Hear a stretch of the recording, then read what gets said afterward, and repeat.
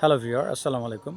স্রষ্টার অস্তিত্বর পক্ষে বা ঈশ্বরের অস্তিত্বের পক্ষে আমি বেশ কিছু ভিডিও করেছিলাম। তো স্রষ্টার অস্তিত্বের পক্ষে বিশিষ্ট পদার্থবিজ্ঞানী স্যার আইজাক নিউটন কি বলেছেন, আজকে এই বিষয়ে কথা বলবো।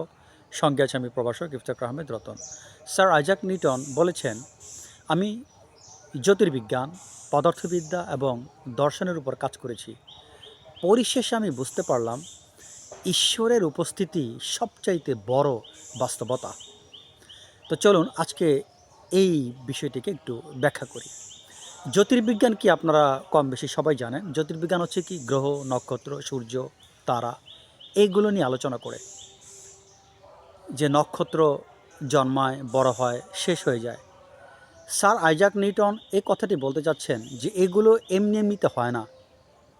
এগুলো, এইসব আইনগুলো, এই যে বড় হচ্ছে, ধ্বংস হয়ে যাচ্ছে, গ্রহ, নক্ষত্র, তারা একটা সুনির্দিষ্ট পথে চলছে, একটা স্পেসিফিক নিয়ম মেনে চলছে, এগুলো এমনি এমনি হয় না। অবশ্যই এর পিছে একজন ঈশ্বর আছেন, যিনি এগুলোকে পরিচালনা করে থাকেন। এ প্রসঙ্গে আমরা কিন্তু বিখ্যাত পদার্থবিজ্ঞানী আইনস্টাইনের একটি উক্তি আমরা এখানে যোগ করতে পারি। উনি কিন্তু এই কথাটি বলেছিলেন। উনি বলেছিলেন, মহাবিশ্ব সম্পর্কে আমি যতই পড়ি, যতই বুঝি বা যতই জানি, ততই আমার কাছে মনে হয় একজন উচ্চতর মহাশক্তি আছেন।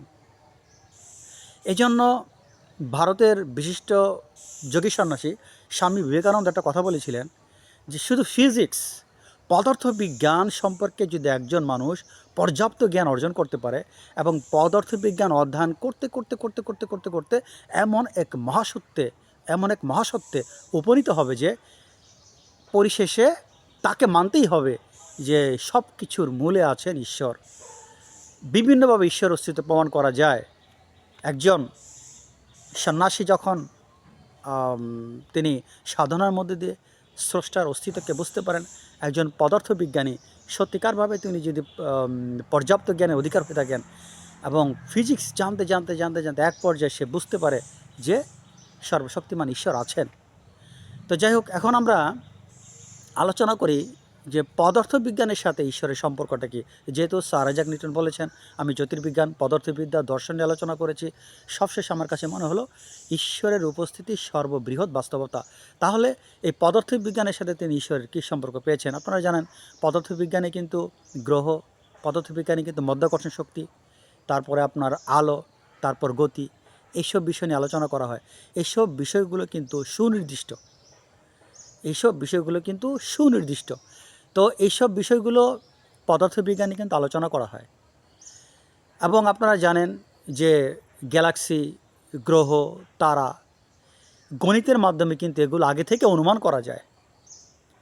তো অনেক দার্শনিকগণ বলেন যে এইসব নিয়মগুলো আপনা আপনি হতে পারে না, যে পদার্থবিজ্ঞানের গতি, মধ্যাকর্ষণ শক্তি, আলো, এগুলো একটা সুনির্দিষ্ট নিয়ম মেনে চলে। তো এই জন্য অনেক দার্শনিকগণ বলেন যে এগুলো আপনা আপনি হতে পারে না, এর পিছে একজন ঈশ্বর আছেন।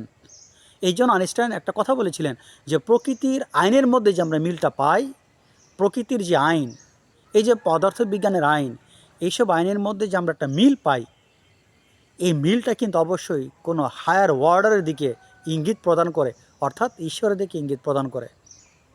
এই জন্য সায়েন্স সম্পর্কে যারা যত বেশি জ্ঞান অর্জন করেন, তারা কিন্তু ততই ঈশ্বরের অস্তিত্বকে তারা সহজে বুঝতে পারেন। তো যাই হোক, এখন দর্শনের সাথে স্যার আইজাক নিউটন কীভাবে অ্যাডজাস্ট করেছেন, তিনি দর্শনের সাথে ঈশ্বরের অস্তিত্বকে কীভাবে প্রমাণ করেছেন? আপনারা জানেন, দর্শনশাস্ত্রের কিন্তু অন্যতম একটা গুরুত্বপূর্ণ বিষয় হচ্ছে কার্যকারণ পদ্ধতি। কার্যকারণ পদ্ধতির মাধ্যমে কিন্তু স্রষ্টার অস্তিত্বকে প্রমাণ করা যায়। এই বিষয়ে কিন্তু আমার আলাদা ভিডিও আছে। তো স্যার আইজাক নিউটন দেখলেন ফিলসফিতেও কিন্তু এক পর্যায়ে ঈশ্বরের অস্তিত্বকে মেনে নিতে হয়। যেমন ধরেন, আমি একটা বিষয়টা আপনাদেরকে ক্লিয়ার করার জন্য বলছি, যে কার্যকারণ পদ্ধতি, যেটা দর্শনশাস্ত্রের একটা খুবই গুরুত্বপূর্ণ বিষয়, যার মাধ্যমে আমরা ঈশ্বর অস্তিত্ব প্রমাণ করতে পারি। সে কার্যকারণ পদ্ধতিটা একটু ব্যাখ্যা করবো একটা এক্সাম্পলের মাধ্যমে।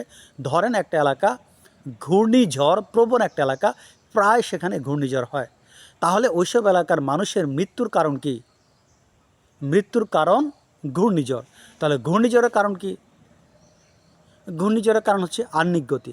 আহ্নিক গতির কারণ কি? আহ্নিক গতির কারণ হচ্ছে মধ্যাকর্ষণ শক্তি। মধ্যাকর্ষণ শক্তির কারণ কি? এক পর্যায়ে যে আমাদের থেমে যেতে হয়, অর্থাৎ প্রতিটি কারণ সেই ঈশ্বর থেকে আবির্ভূত হচ্ছে। এভাবে কিন্তু আমরা ঈশ্বর অস্তিত্ব প্রমাণ করতে পারি। এর জন্য স্যার আইজাক নিউটন বিষয়টি খুব সহজে এবং সাবলীল ভাষায় প্রকাশ করেছেন যে আমি জ্যোতির্বিজ্ঞান, পদার্থবিদ্যা, দর্শন আলোচনা করেছি, এইসব বিষয়ে কাজ করেছি, পরিশেষে আমি বুঝতে পারলাম ঈশ্বরের উপস্থিতি সর্ববৃহৎ বাস্তবতা। অর্থাৎ পরিশেষে আমাকে স্বীকার করতেই হচ্ছে যে একজন ঈশ্বর আছেন, তার উপস্থিতি সর্ববৃহৎ বাস্তবতা, এর উপর আর কোনো কিছু বলা চলে না।